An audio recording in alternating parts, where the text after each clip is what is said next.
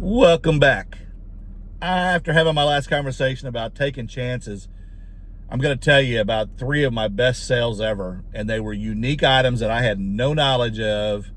I'm not trying to brag here. I'm just telling you things that I did that worked for me. One was I bought a doll at an estate sale. The lady was 87 years old, had passed away, didn't have any heirs other than a niece, and she didn't want anything in the house. The lady had a doll collection that exceeded 2,000 dolls, all kinds of dishes and figurines and things like that, jewelry, a lot of tandy, like wallet kits and beads, and that sale lasted 5 days. It was so much stuff.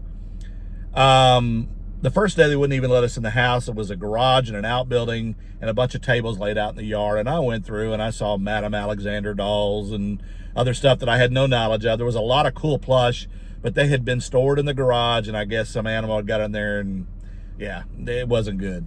So I saw this doll and I kept passing her, and she was kind of wearing a hippie 70s outfit. And of course I was a kid in the 70s, and she had big brown eyes, and I passed her several times. I didn't pick her up. Finally, I picked her up when I paid $30 for everything I bought that day, that first day. And when I got her home, I made a YouTube video, and quickly two women reached out and said, "You talked about the Homco figurines and all the other dolls and things that you picked up that day, but you didn't talk about the most valuable one." And I was like, what? They said the Blythe doll. And I was like, well, what's a Blythe doll? Well, she had a pull string on the back of her head, and when I was a kid, most of those kind of things they talked, okay? Or they, like a see and say and some of those things that had pull strings, they said something. Well, when I pulled it, her eyes opened and shut. I knew that. Excuse me, but I wasn't picking up on what was going on. Well, her eyes changed colors 4 times. She's super rare. She was made in 1972 by Kenner, and I'll just pop up the video and you'll see what happened. But it was unique, and I took a chance, and it worked. All right. I went to an estate sale last week. Lady in her 90s, never married, had over 2,000 dolls. This doll was in the backyard on a table, and the only reason I picked her up was because of her 70s outfit and the color of her eyes. And I did not know this when I picked her up. They change 4 times. There you go.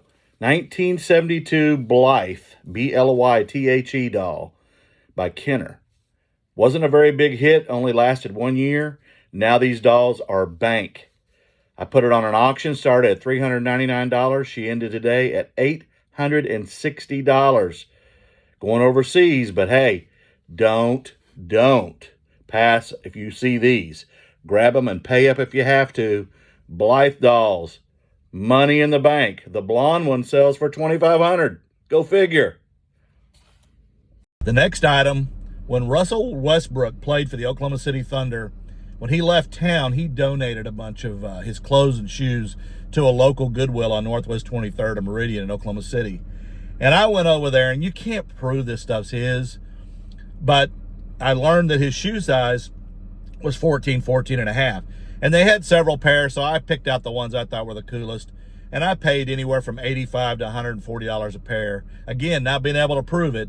But when I got them home, I listed a couple of pair. I listed all of them, but a couple of pair sold within 5-10 minutes of me listing them for $200 more, which is what I listed above, what I paid quickly. And I was like, man, those must have been worth more money, because I can't prove they're Russells. And long story short, when I figured it out, they were promotional shoes, because NBA players don't pay for their shoes. They get a lot of shoes, and some of them are promo shoes where they test them out. And a lot of times they don't even wear them. And so I learned, if I ever find any again, which I doubt I will, I'll know what to do. Run an auction. Well, a couple years later, guess what happened? I find a pair in the town I live in about a $500,000 home, having a yard sale. I bought this Alf sleeping bag, which I love Alf, and it wasn't worth much. I paid $10 for it, but the other stuff, while I was looking, she had a lot of Thunder stuff, and she goes, I even got a pair of Russell shoes, and light bulbs went off. Okay. I run over and I look at the box. It's got Russ's name on it, but you can't prove they're his unless he signed them, and he didn't.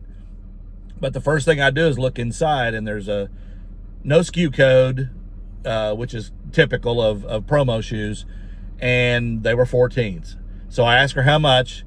She said $85, so I gladly paid it. Got them home, put them on an auction, starting at $300. Within an hour, I had $600 offers. I said, nope, I'm going to run them. I want to see what these are really worth. But by the end of the day, things had slowed down, and I had a $1,200 offer, and I thought to myself, man, Bobby, after fees, you're going to clear $1,000. So I told the guy, look, I'm going to do it, but there's a lot of watchers, so you got to be quick. And he was in Indonesia.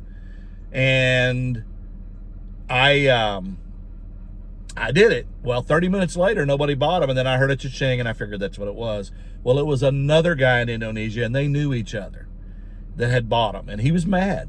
And he wanted me to cancel, and I said, no, my feedback and my honesty mean more to me than canceling, so sorry. 2 weeks later, I get a message from a guy, I'll give you $3,600 if you still got those shoes. And I'm like, first I'm mad at myself, then I'm thinking, Bobby, you cleared $1,000 on that sale in the same day you bought them and listed them. So be happy. Well, don't worry, be happy. I was, but I still wished I'd known. But anyway, the third one was a set of poker chips at an estate sale of an NBC executive had passed away, and his wife and family was having this sale. And I bought some NBC stuff, and then they made good money. And then I saw these poker chips in a leather-bound case, gold with white embossing. They were $2. And I asked the lady what they were, and she said, they're poker chips. And I said, ma'am, they're not Texas Hold'em poker chips, because I used to play, and that's not what they are. She goes, I don't know. We got them on vacation when we were in Paris. I was like, okay, that's all I needed to hear. $2, I'll take a chance. I open up the case when I get them home, and I see the gold plaque, Must Cartier Paris. So I look them up. There's none on eBay. I Google lens them. $2,500 is what they're selling for, new. And I listed mine for $2,500 on eBay. And it took a couple of months, and I kept dropping the price because I have $2 invested. And finally, when I hit $1,100, somebody in New Zealand bought them. And yeah, I mean, take chances. You never know. Unique items, if you find them and there's not any listed out there or many listed out there, and you know it's kind of a unique, cool item that somebody may want, take a chance. Take a chance. And yeah, I hope you enjoyed it, and I'll see you on the next one.